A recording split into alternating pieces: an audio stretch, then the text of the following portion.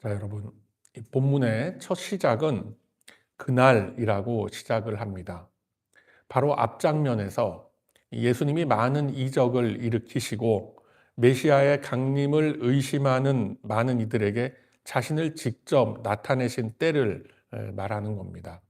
그런데 이 당시에 많은 이들이 예수님의 이적 행하심을 직접 보고도 믿지 않았고 오히려 배척을 합니다. 안식일에 손 마른 사람을 고치는 그런 이적을 보고 나서도 사람들은 어떻게 하면 예수를 죽일 수 있을까라고 의논했다라고 합니다. 귀신 들리고 눈 멀고 말 못하는 자를 데리고 예수님 앞으로 나왔을 때에 예수님은 그를 고쳐주시고 회복시켜 주셨습니다. 결정적으로 떡 5개와 물고기 2마리로 수천 명을 먹이셨던 오병이어의 기적을 보여주셨음에도 불구하고 사람들은 예수님을 믿지 않았습니다. 이러한 예수님에 대한 이 불신앙, 이 불신앙이 이 배경을 이루고 있는 가운데에 본문의 말씀 1절이 시작하면서 그날 그렇게 시작을 하고 있는 겁니다.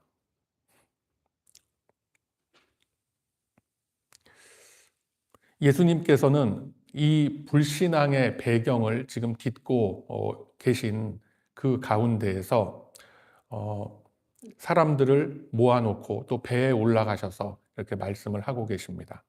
많은 이들이 해변가에 모여들었더랬습니다. 예수님은 배 위에 올라가 앉으셨다라고 합니다. 그렇다면 이 불어오는 해풍으로 인해서 예수님의 음성이 그 많은 사람들에게 잘 전달될 수 있는 그런 자연적인 환경이 지금 마련이 되어 있는 것입니다. 그런데 예수님은 이 소중한 기회를 놓고 더 많은 이들에게 복음이 전달되도록 하신 것이 아니라 오히려 귀 있는 사람들, 누구나 다 귀는 달려 있지만 들을 귀 있는 사람들만 알아듣도록 비유로서 이 말씀을 전하시는 겁니다. 즉 말씀을 쉽게 풀어서 쭉 하셔도 참 어떻게 보면은 알아듣기가 될까 말까 한 상황인데 더 어렵게 말씀을 하시는 겁니다. 예수님께서 굳이 직설적으로 말씀하시지 않고 비유를 써서 이렇게 말씀하시는 이유는 하나님 나라의 복음이 많은 이들에게 선포되고 있기는 하지만 그 능력이 발휘되는 것은 본문 9절의 말씀과 같이 귀 있는 자들에게만 들리게 하기 위함이다라는 것입니다.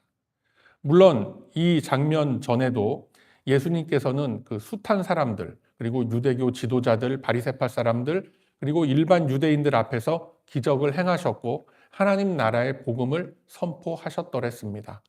그러나 많은 이들은 예수님의 말씀을 들으려고 하지 않았고 단지 예수님께서 보여주시는 기적과 이사에만 관심을 가지고 예수님을 따라다녔었던 것입니다.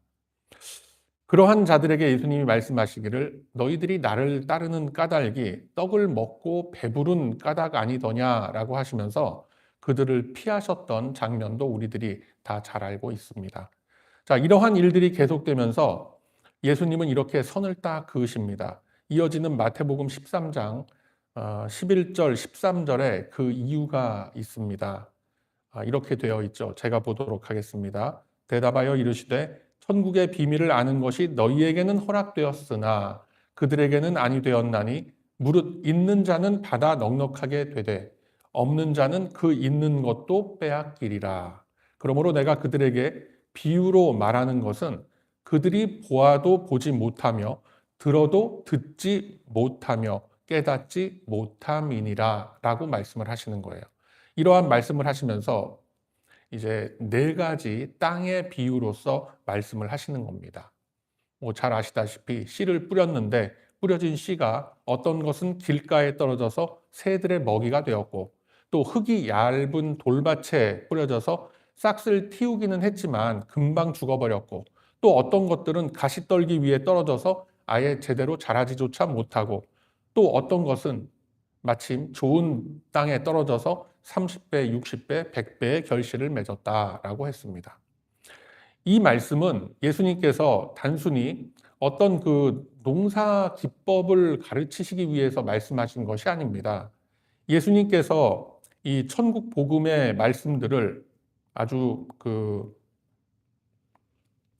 쉽게 말씀하시지 않고 사람들이 쉽게 알아듣기가 어려운 암호와 같은 이런 비유를 쓰시면서 말씀을 하신 이유는 특정한 사람들을 대상으로 하면서 이 말씀이 의미하는 바를 강조하시기 위함이다라는 것을 우리가 알아야 합니다.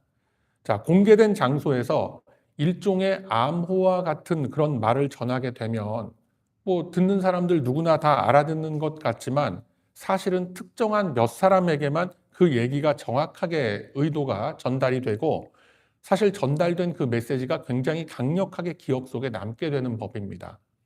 어떤 비밀 얘기를 몰래 주고받았을 때 그 이야기가 굉장히 기억에 남게 되지 않습니까? 이제 그런 거죠.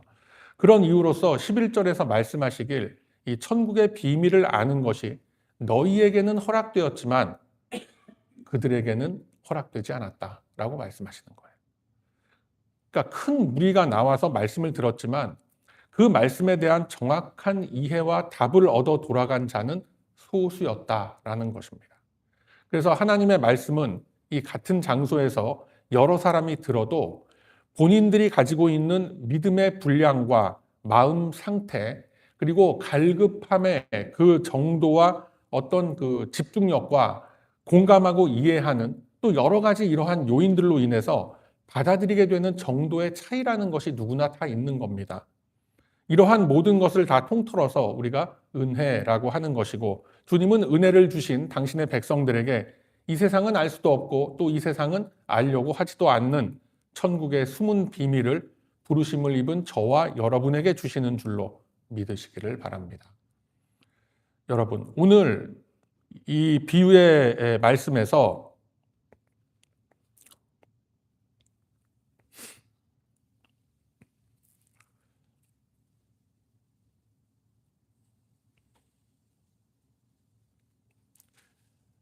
하나님께서 말씀하고 계시는 중요한 줄기는 하나님이 원하시는 그 열매라는 것은 그분이 뿌리신 그 씨앗으로부터 거두어지는 그런 법인데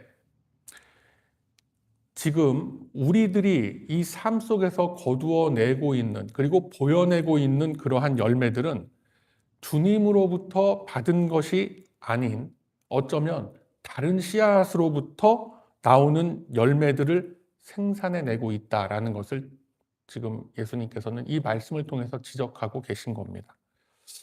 이 말씀을 받았던 예수님 당시에 그 사람들과 또 예수님의 제자들 그리고 지금 이 시대에 이 말씀을 받는 우리들에게 이르기까지 하나님 앞에 나온 모든 심령들 속에는 좋은 땅, 옥토밭이라는 그런 부분들이 우리의 마음속에 분명히 있습니다. 그런데 문제가 되는 것이 뭐냐면은 누구에게나 주어진 누구에게나 뿌려지고 있는 이 말씀의 씨앗이라는 것이 우리의 심령밭 여기저기에 흩뿌려져 있는데 보통 우리들이 관심을 갖는 그 분야가 어디인가라는 것입니다. 우리가 관심을 갖는 그 밭은 옥토밭이 아니라 다른 밭이더라는 거죠. 좋은 밭에 떨어진 그 씨앗에 우리가 관심을 갖고 있는 것이 아니라 길거리에 인접한 가장자리 쪽이나 가시덤불 속으로 우리들의 시선이 향하게 되더라는 겁니다. 왜 그렇겠습니까? 바로 김을 매기가 싫은 거예요. 땡볕에 밭에 나가서 김을 메고 허리 숙이고 그 밭고랑을 막 기어다니면서 해야 하는 그 힘든 노동을 하기가 싫은 거예요. 옥토밭에 떨어진 것들을 키우기 위해서는 당연히 그런 김을 매기 위한 그런 노동들이 필요한 겁니다. 그런데 그게 하기가 싫은 거예요. 이 사실을 우리의 인간 내면으로 비유를 해서 적용을 해보면은 이런 겁니다. 말씀이 내 옥토밭 안에 떨어졌어요. 양심의 찔림이 있고 어떤 그 결단의 마음이 섰다 이거예요. 그런데 그렇게 되면은 이제까지 내가 가지고 있던 나의 것들을 다 내려놓고 나의 속사람이라는 것이 자연스럽게 추구하는 그런 방향들, 그러니까 항상 악한 쪽으로만 향하려고 하는 방향을 딱 접고 돌아서야 하는데 그게 어려운 거예요. 그게 하기가 싫은 거예요. 나의 안락함, 나에게 익숙해져 있었던 습관이나 이런 방법들, 나의 유익들, 이러한 것들을 내려놓고 돌아서기가 싫은 겁니다. 길가 근처에 가면은 여러 가지 흥미로운 것들이 많이 있으니까 그쪽으로 시선이 쏠리게 되고, 혹여나 돌짝밭 아니면 가시덤불 속에 뭔가 좋은 것이 숨겨져 있지 않은가라는 헛된 기대를 가지고 그곳을 기웃거리더라라는 거예요. 그쪽으로 가면은 힘들게 고생 안 해도 뭔가 편하게 얻을 수 있겠지라는 그런 마음을 가지고 기웃기웃거리는 겁니다. 그래서 마음의 시선과 마음의 중심이 이 길가 쪽을 향하고 있기 때문에 옥토밭에 뿌려진 씨앗을 잘 관리하고 다듬고 자라게 할 기회조차 갖지를 않게 되는 것입니다. 즉, 우리들의 마음속 옥토밭에 뿌려진 씨앗에 대해서는 관심들이 없는 거예요. 다시 말하자면 옥토밭에서 자라나는 그 싹을 돌보고 보살필 그런 생각보다는 돌짝밭이나 가시덤불 옆에 가서 마음과 몸과 시간을 낭비하고 있더라라는 겁니다. 그리고 옥토밭에 떨어진 그 씨앗에서는 그냥 열매가 저절로 맺혀지기를 기다리는 마음으로 그냥 가만히 있는 거예요. 내가 허리 안 숙이고 내가 물 주지 않아도 그냥 저절로 열매가 맺혀지기를 바라는 마음이 있기 때문에 그런 거예요. 이러한 마음들이 어떻게 우리의 실생활 속에 나타나느냐면 똑같은 말씀을 듣고도 실천하려고 하지 않는 그런 마음과 모습으로 나타나게 되는 겁니다. 내 속사람의 그 끈질긴 악함과 옛사람의 구습과 이 순간순간 사투를 벌이고 또 고민을 하고 깊은 영적인 사유를 해야 되는데 그걸 싫어하는 거예요. 깊은 영적 고민과 사유를 해야만 그 속에서 우리의 영혼이 성장합니다. 그런데 그러한 과정들을 다 골치 아프고 머리 아프다고 다 싫어하는 거예요. 그저 떼먹여주는 말씀만 받아먹기를 원하는데 그나마 떠먹여줘도 소화하지 못하고 옥토밭에 떨어진 것을 외면하더라라는 겁니다. 다른 사람들이 힘들게 걷고 있는 길, 외롭게 싸우면서 걷고 있는 그 길을 멀리 길가 가시덤불이나 돌적반 옆에 파라솔 하나 딱 펴놓고 앉아 있으면서 아유 저거 봐라 저 왼쪽으로 치우치고 있네. 아유 저 사람 봐라 저거 오른쪽으로 치우치고 있네. 온갖 간섭을 하면서 멀리 앉아갖고 배나라 감나라 훈수만 두고 있는 거예요. 결코 본인은 그 길을 걸으려고 하지 않고 나서려고 하지 않고 입으로만 농사를 짓고 있는 겁니다. 여러분, 최소한 우리는 그러지 맙시다.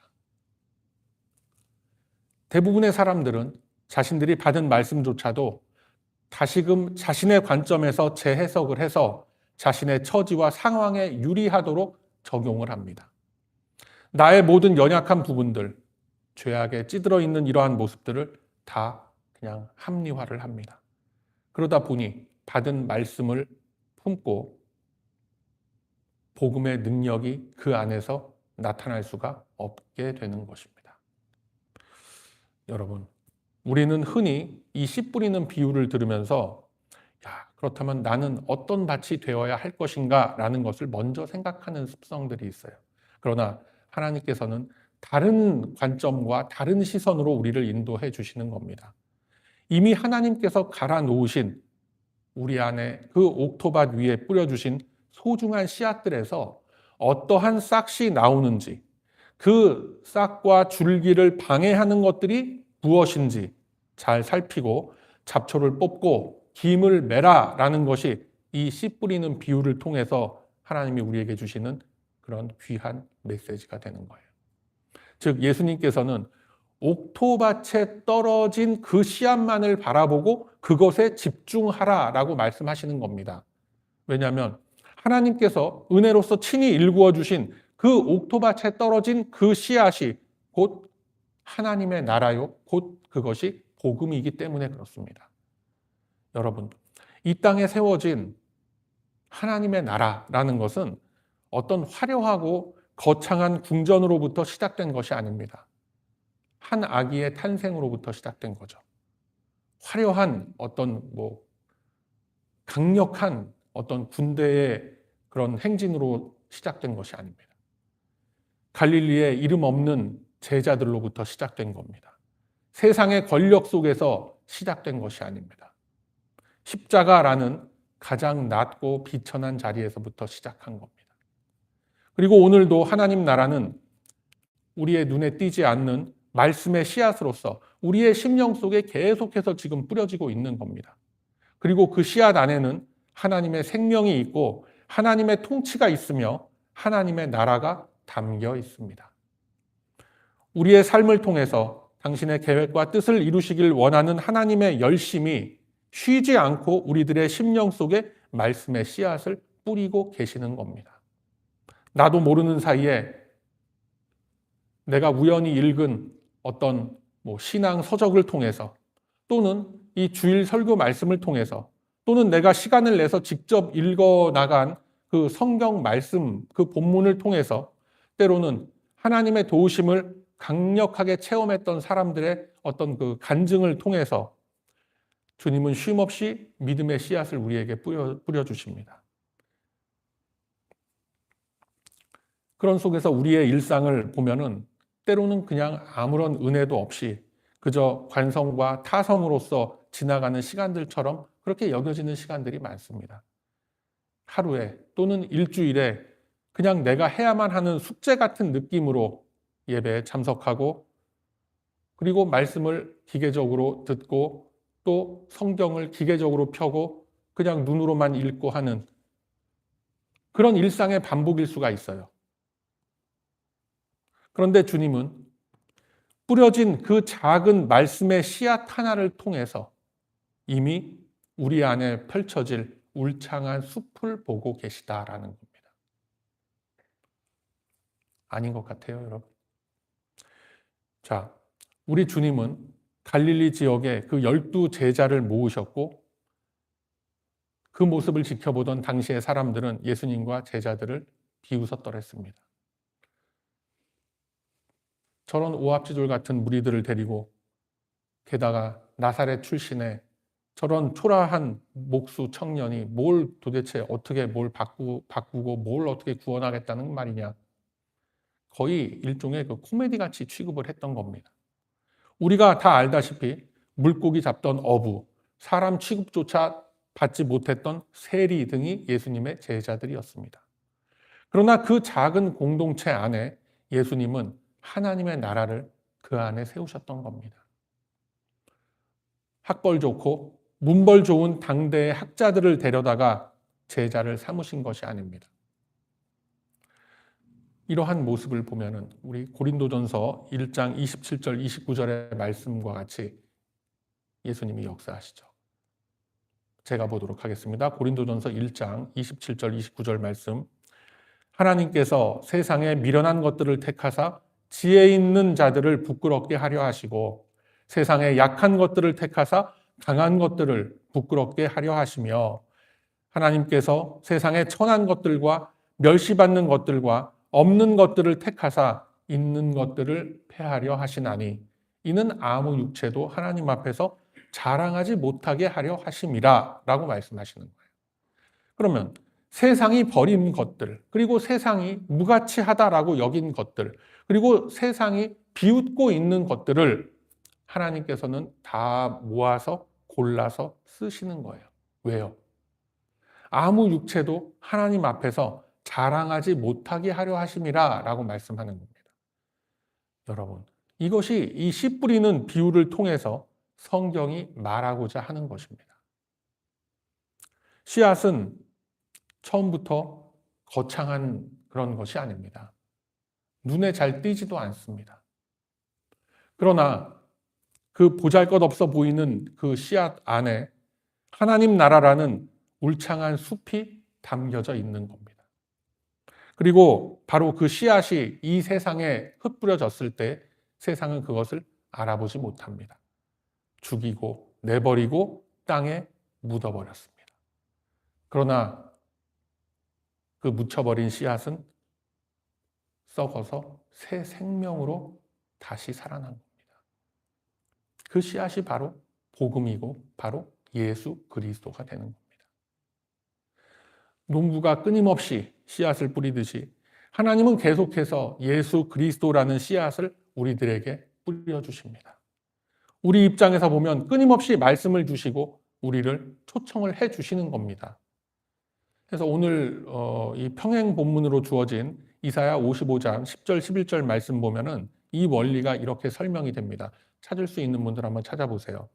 구약성경 이사야 55장 10절 11절 말씀, 구약성경 1035쪽 어간에 있습니다.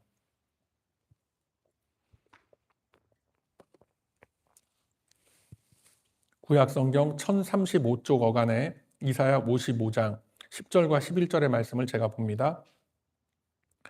이는 비와 눈이 하늘로부터 내려서 그리로 되돌아가지 아니하고 땅을 적셔서 소출이 나게 하며 싹시 나게 하여 파종하는 자에게는 종자를 주며 먹는 자에게는 양식을 줌과 같이 내 입에서 나가는 말도 이와 같이 헛되이 내게로 돌아오지 아니하고 나의 기뻐하는 뜻을 이루며 내가 보낸 일에 형통함이니라 라고 말씀합니다.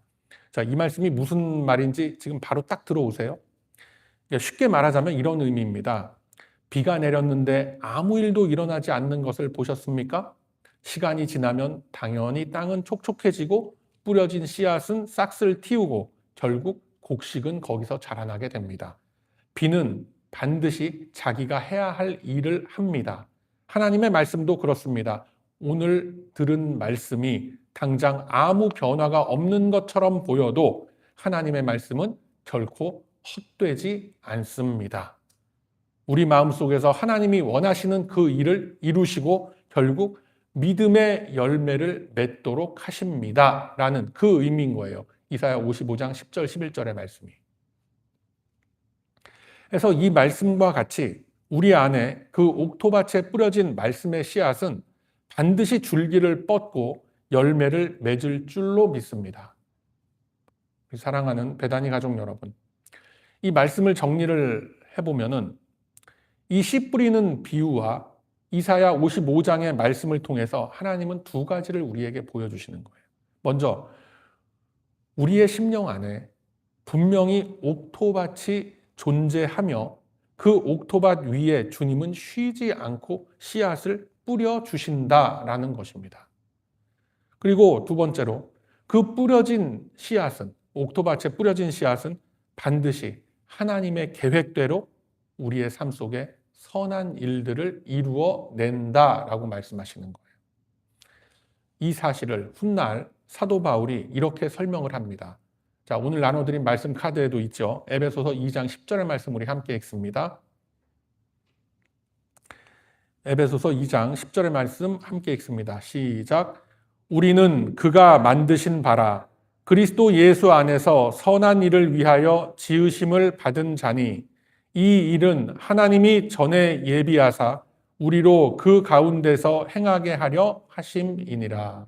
아멘. 우리 심령 속 옥토밭에 끊임없이 말씀을 뿌리시는 이유와 목적이 바로 여기 있는 겁니다. 그래서 우리들이 서로의 부족함을 바라보면서 서로를 손가락질할 필요가 전혀 없는 거예요. 지금 당장 내 삶에 우리들의 삶 속에 아무런 변화가 없는 것처럼 보여도 하나님께서 오늘도 마음의 밭에 뿌려주신 그 말씀은 결코 헛되이 돌아가지 않는다라고 하셨습니다. 우리가 그 말씀을 붙들고 살아가는 동안 우리 하나님께서는 보이지 않는 곳에서 우리의 생각을 바꾸시고 우리의 마음을 새롭게 하시며 우리의 삶을 조금씩 그리스도를 닮아가도록 그렇게 역사하시는 겁니다. 그래서 그 열매라는 것은 씨앗이 스스로 만들어내는 것도 아니고 밭이 자기 힘으로 만들어내는 것도 아닙니다. 생명은 씨앗 안에 그리고 예수 그리스도 안에만 있는 거예요. 그리고 그 능력은 하나님의 말씀 안에 있다라고 했습니다. 그러므로 우리의 소망은, 우리가 갖는 소망은 우리의 결심이나 우리의 의지 속에 있지 않습니다. 오늘도 살아 역사하시는 하나님의 말씀 속에 우리의 소망이 있고 우리의 가능성이 있는 겁니다. 그래서 날마다 그리고 때때로 여러분에게 주어지는 이 하나님의 말씀들을 가볍게 여기지 마시기 바랍니다. 예배 가운데 선포되는 말씀들 귀하게 여기시고 매일의 삶 속에서도 그 말씀 앞에 우리 각자의 그 삶을 내어드리기를 바랍니다. 하나님께서는 오늘도 그 말씀을 통하여 우리를 새롭게 하시고 우리를 통하여 하나님께서 기뻐하시는 선한 일들을 이루어 가실 것입니다. 그러므로 이제는 우리 안에 쉬지 않고 말씀의 씨앗을 뿌려주시는 하나님의 신실하심을 믿는 그 믿음으로 내 속에 옥토밭 위에 뿌려진 씨앗으로만 주시는 그 귀한 열매를 소망하며 그리스도를 증명해낼 수 있는 저와 여러분의 거룩한 인생길이 다 되시길 이 아침에 주님의 이름으로 축원드립니다. 아멘.